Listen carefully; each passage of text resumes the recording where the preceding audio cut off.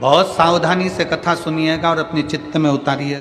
शिव महापुराण की कथा जिसके घर में चल रही है, जिसके टीवियों पर चल रही है, जिसके फेसबुक यूट्यूब पर चल रही है, जिसके मोबाइलों में चल रही है, घर में भले 5 मिनट शिव महापुराण की कथा चले, पर प्रतिदिन अपने मोबाइल को चालू कर 5 मिनट शिव पुराण चालू कर छोड़ दिया। घर में टीवियों पर अगर कथा आए तो भले सुनो चाहे नहीं सुनो, 5-10 मिनट उस टीवी को चालू कर छोड़ा करो, जिससे वो शिव महापुराण के शब्द हमारे घर के वातावरण को शुद्ध करें। प्रभु बाबा भोलेनाथ ने कहा, पार्वती जब चौसर खेलते समय तूने मेरे वस्त्र लिए, मैं जल क्रीड़ा करने के लिए, जल में तप करने के लिए बैठा, तप के करने से मेरे शरीर से पसीना बह निकला, उस पसीने से ताजी रोटी किसकी किस्मत में होती है? घर की बहू बेटियों के। ठंडी रोटी किसकी किस्मत में होती है? घर की डोकरी के, घर की वृद्ध की। क्यों?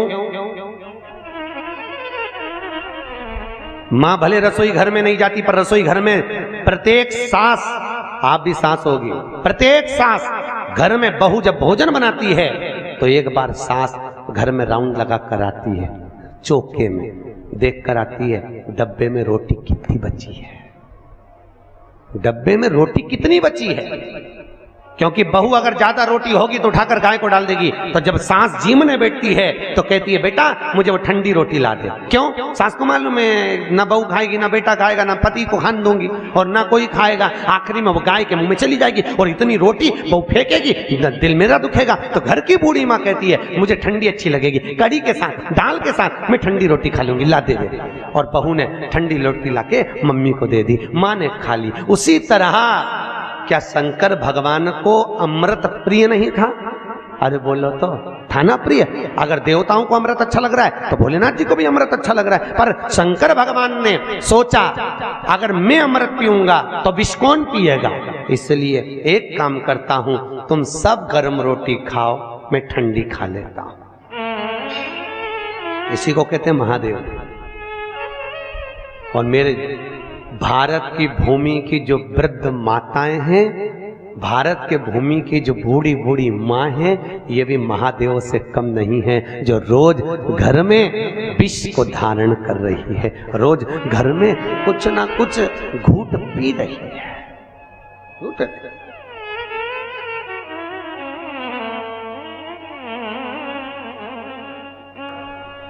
5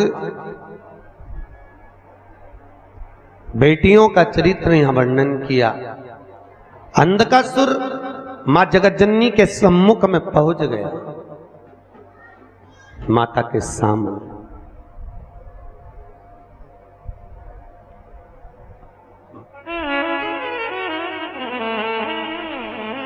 सभी देवियों में सर्व सुंदर अगर कोई देवी है, सर्व सुंदर, तो कौन?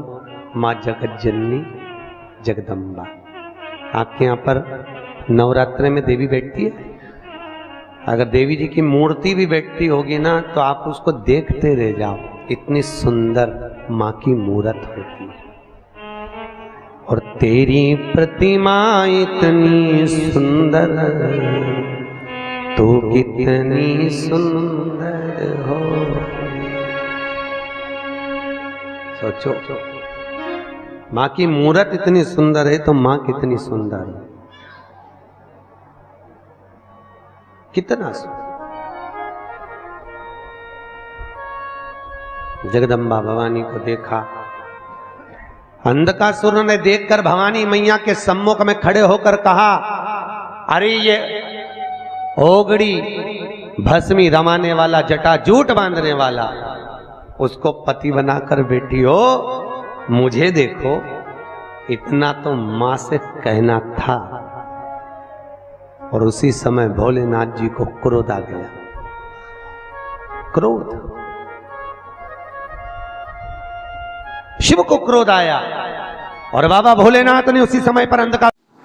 ओम श्री शिवाय नमस्ते दर्शकों, आज की कथा में पंडित प्रदीप जी मिश्रा ने रायपुर छत्तीसगढ़ में जो कथा चल रही है उसके दौरान बहुत सारे उपाय बताएं और साथ ही जो है शिव पुराण का जो है वाचन किया है। इसके साथ में जो है उन्होंने जो है भगवान शंकर और पार्वती का जो है वाचन यहाँ पर किया है। जो भी चित्र दर्शन उन्होंने किया है वो भी बहुत अच्छी तरीके से किया है। तो अगर आप भी जो है कथा को ध्यान से नहीं सुने हैं तो एक बार और कथा को ध्यान से सुन लीजिए। और अगर आपने कथा को ध्यान से सुन लिया है तो आगे आने वाली कथा को सुनने के लिए प्रतिदिन आपको इस चैनल पर जो है कथाएँ मिलती रहेंगी। जो भी जहाँ का स्थान पर भी जो कथाएँ चल रही है वो जो है आपको इस चैनल के माध्यम से जो है प्रतिदिन 2 भाग में जो है कथा मिलती रहेगी। तो आपको भी जो है डेली कथा देखनी है तो चैनल को सब्सक्राइब कर लें और पास में आ रहे बेल आइकन को प्रेस कर दें ताकि आपको समय पर कथा का अपडेट मिलता रहे। मिलते हैं अगली कथा में, तब तक के लिए हर हर महादेव।